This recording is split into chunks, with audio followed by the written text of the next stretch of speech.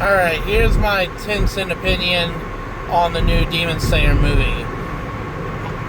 But first, let me start out by saying I rewatched the Mugen, just kind of leading up to this, and my thoughts were, it seemed like it was very rushed, especially coming from season 1, which was very episodic, introduced a whole shit ton of characters, world building, the whole kit caboodle. And then this was like one single bad guy. I mean, it was made for a movie, right? And I think they did that right in a lot of ways, but I personally enjoyed the episodically.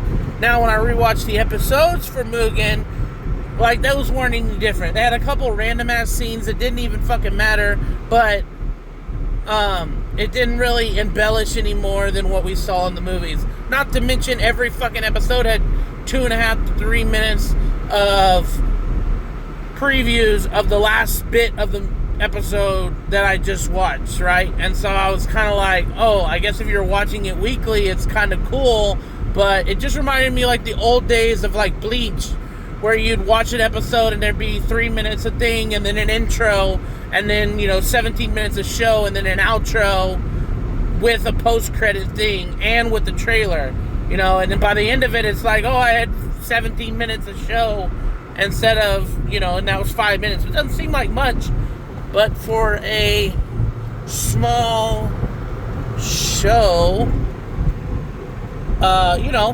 for an episodic show, it really didn't make a difference. Bro, are you fucking drunk? Jesus Christ. Anyway, sorry. So, watching this movie, I kind of went in, and I think they, heard a little bit of the complaints, and so they took this movie, which clearly, it's a multi-part movie, because it ends very much like climax, the climax with a scene, they defeated a bad guy, it was a revenge match, cool, epic, but my biggest complaint is it's like, it was like, oh, so you want more information, and so they took the movie setup and tried to put the episodic, info dump scenes, but it just really broke the flow of the movie.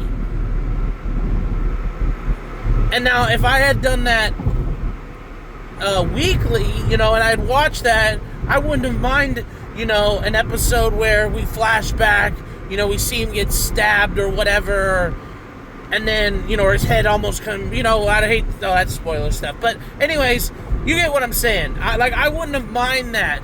In fact, they could have gone deeper into it, and I wouldn't have minded that even more. But then, you have episodes with I'm going to say his name wrong. I've been saying it wrong all night, but it's Aizawa, or Azawa. Anyway, it's a big revenge match. And, they really embellished that story timeline. But then, people not Nezuko, Zenitsu, he was supposed to fight his senior, essentially.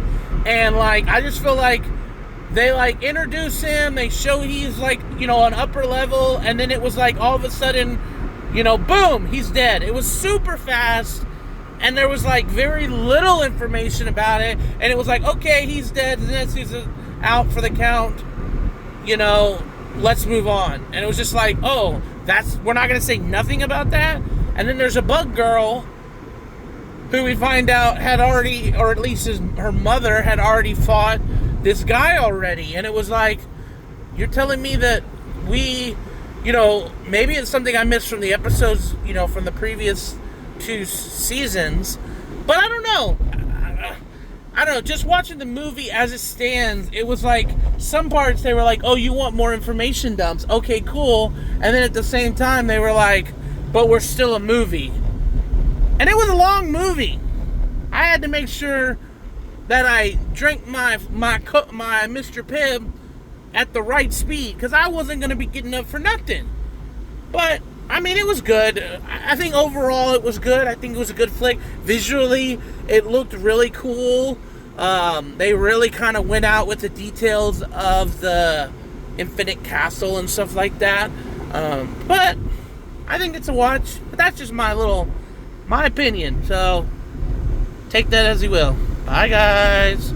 Oh yeah, by the way, I was kind of driving home. So bye, guys.